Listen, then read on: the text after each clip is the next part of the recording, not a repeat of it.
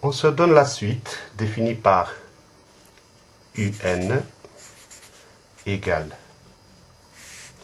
n plus 1 sur 2n moins 1. N supérieur ou égal à 1. On se demande, est-ce qu'elle est croissante, décroissante, est-ce qu'elle est majorée, minorée, bornée? Pour étudier la croissance, calculez d'abord le signe de l'expression un plus 1 moins un. Et puis, déduisez-en le sens de variation. Un plus 1 moins un est égal. Un plus 1 s'obtient de un en remplaçant n par n plus 1. On y va. 1 plus 1 plus 1 sur 2 facteur de n plus 1 moins 1 moins un. n plus 1 sur 2n plus 1. Je répète, ici, on a remplacé n par n plus 1 pour écrire l'expression de un plus 1. Égale. Deux fractions, même dénominateur, non, les dénominateurs sont différents. Première fraction, c'est n plus 2 sur 2n plus 2 moins 1, ça fait plus 1, moins deuxième fraction, 1 plus 1 sur 2n moins 1. Pour soustraire deux fractions qui ont des dénominateurs différents, comme je n'ai pas d'autre idée, je multiplie le numérateur et le dénominateur de celle-ci par le dénominateur de la deuxième, et le numérateur et le dénominateur de la deuxième par le dénominateur de la première. Ce qui nous fait 1 plus 2 fois 2n moins 1 sur 2n plus 1 fois 2n moins 1 moins deuxième fraction 1 plus 1 facteur de 2n plus 1 sur 2n plus 1 fois 2n plus 1. Je répète, ici, numérateur et dénominateur multiplié par 2n moins 1, et la deuxième, numérateur et dénominateur multiplié par 2n plus 1. Et maintenant, on a le même dénominateur, on peut soustraire, égal, seul trait de fraction, même dénominateur de n plus 1 fois 2n moins 1, et numérateur, il y a à développer, on y va.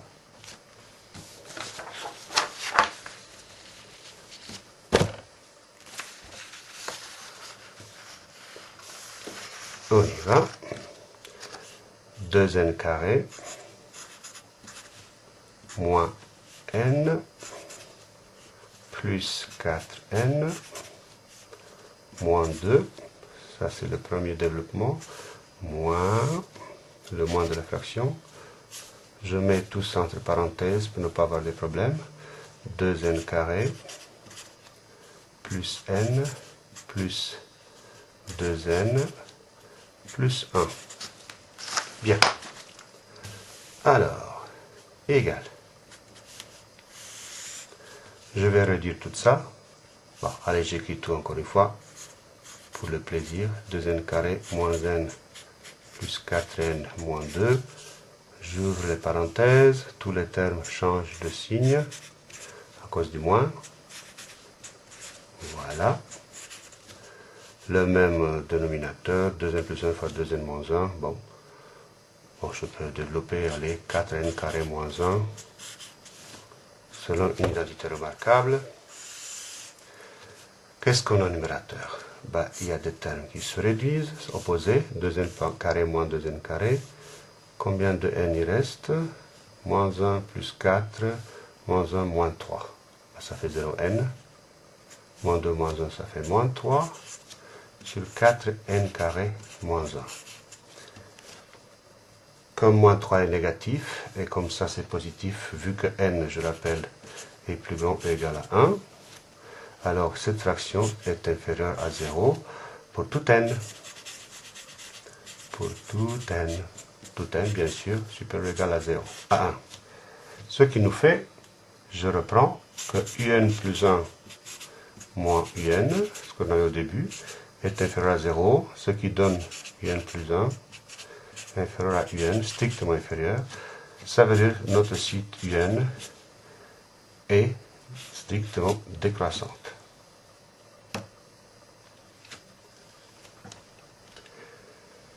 Une autre méthode pour prouver que la suite est croissante ou décroissante, c'est à associer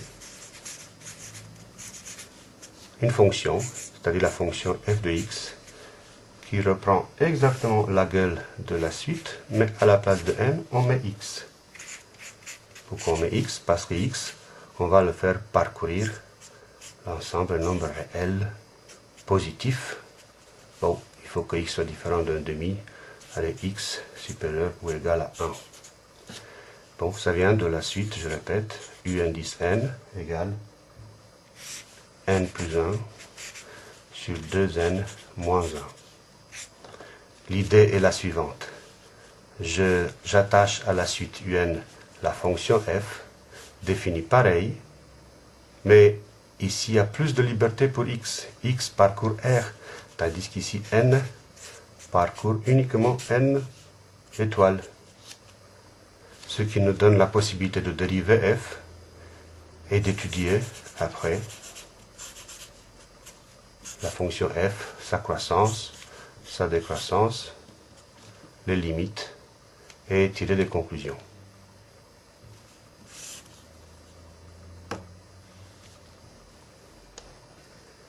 On vient de démontrer que la suite un est strictement décroissante par une des deux méthodes. Pour voir si elle est majorée ou minorée, évidemment elle est majorée par u0, le terme le plus grand. u0 égale moins 1, u1, j'ai commencé à 1, u1 égale 1 plus 1 sur 2 fois 1 moins 1, ça fait 2. Donc 2 c'est un majorant, et puis les termes diminuent. Vers qui diminue? Est-ce qu'il diminue énormément? Là on a comme aide la fonction f de x égale x plus 1 sur 2x moins 1.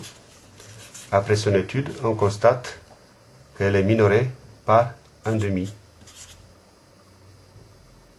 Au fait, la droite d'équation y égale 1 demi est une asymptote horizontale à la courbe représentative de f. C'est à peu près une chose comme ça, si bien sûr vous étudiez cette fonction à la calculette. Conclusion, notre suite un est strictement décroissante, majorée par 2, si n égale 1, et minorée par exemple par 1 demi. Un deuxième exercice, un est une suite arithmétique pour laquelle u0 égale 4 et la raison égale moins 3. Exprimer un en fonction de n. On rappelle la formule u0 plus n r en remplaçant 4 moins 3n. Puis calculer u3 plus u4 plus u5 plus u2008. Clin d'œil pour notre année. C'est une suite de termes consécutifs de la suite arithmétique. La formule dit premier terme plus dernier terme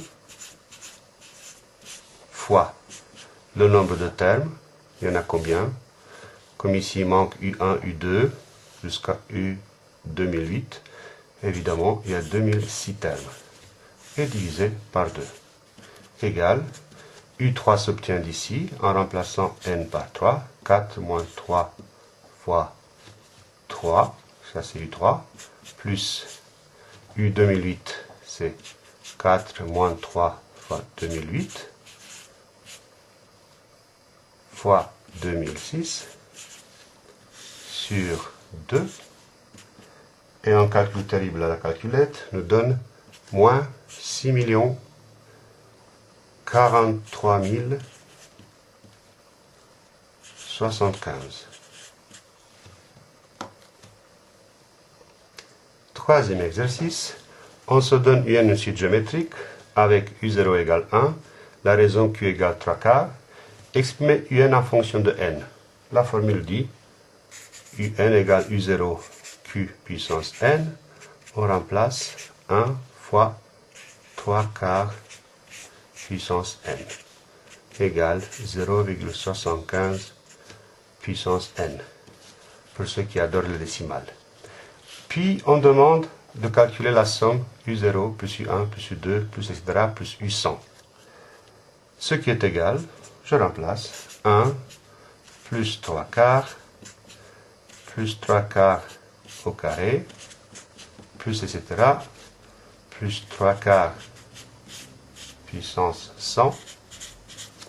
La formule dit 1 moins 3 quarts puissance 101 sur 1 moins 3 quarts. Forme finale 4 fois 1 moins 0,75 puissance 101. Et on garde ce résultat pour ne pas avoir des problèmes en regardant combien ça fait ça à la calculette. Quatrième exercice.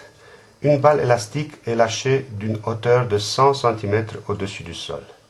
On note Rn, la hauteur du énième rebond. Et R0,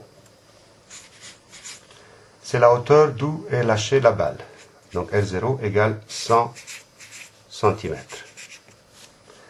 À chaque rebond, la hauteur atteinte est égale à 9 dixièmes de la hauteur précédente. Premier point. Calculer R1. R1 égale donc 9 dixièmes de 100 cm. Ce nous fait 90 cm. R2 égale 9 dixièmes de 90 cm égale 81 cm. R3 égale 9 dixièmes de 81 cm égale 72,9 cm. Question B. Ça, c'était la question A. Question B. Quelle est la nature de la suite Rn et pourquoi? Comme chaque hauteur est égale à 9 dixièmes de la hauteur précédente, c'est-à-dire Rn plus 1 égale 9 dixièmes de Rn, cela veut dire que la suite est une suite géométrique, car donc le quotient de deux termes consécutifs, Rn plus 1 sur Rn, c'est un nombre constant, la définition d'une suite géométrique. La question suivante, c'était d'exprimer Rn en fonction de n. Comme Rn est une suite géométrique, alors la formule générale, Rn égale R0 Q puissance n, égale R0 100, tout est en centimètres, fois Q, 9 dixièmes, puissance n. Question 3. Calculer la hauteur du dixième bond. Évidemment, il s'agit de R10. R10 égale 100 cm fois 0,9 puissance 10. En tapotant bien la calculette, ça nous donne environ 0,348 mètres. Pour la question suivante, 4A, on considère que la balle s'arrête dès qu'elle tombe d'une hauteur inférieure à 0,2 cm. Il faut déterminer, à la calculette évidemment, au bout de combien de rebonds va cesser le mouvement. Pour cela, on va résoudre l'inéquation Rn inférieure à 0,2 cm. Comme on a exprimé Rn en mètres, donc ça c'est égal à 0,002 mètres. L'inéquation devient 0,9 puissance n est inférieur à 0,002. Si on calcule la calculette, en tapotant, on trouve 0,9 puissance 59 est inférieur à 0,02 parce que ça, c'est égal 0,0019 et des poussières. Finalement, on se demande quelle est la distance totale parcourue par la balle. Il s'agit évidemment de la somme R0 plus R1 plus R59, ce qui est égal, d'après la formule, 1 plus 0,9 plus 0,9 au carré, tout est en mètres, 1 ça fait 1 mètre, plus 0,9 puissance 59, ce qui est égal, d'après la formule, 0,9 puissance 60 moins 1 sur 0,9 moins 1 égale environ 9,98 mètres. Et on va finir avec un cinquième exercice.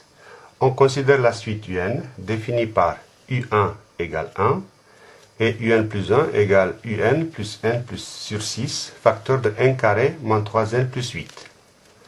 Calculez U2.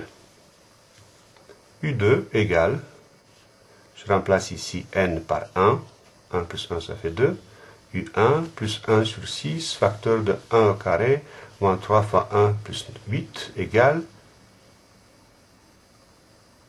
vous avez fait les calculs, ça nous fait 2. Le suivant, de même, U3 égale, je remplace N par 2, U2 plus 2 sur 6, facteur de 2 carré moins 3 fois 2 plus 8, égale, faites les calculs, mettez sur pause si vous voulez, ça nous fait 4.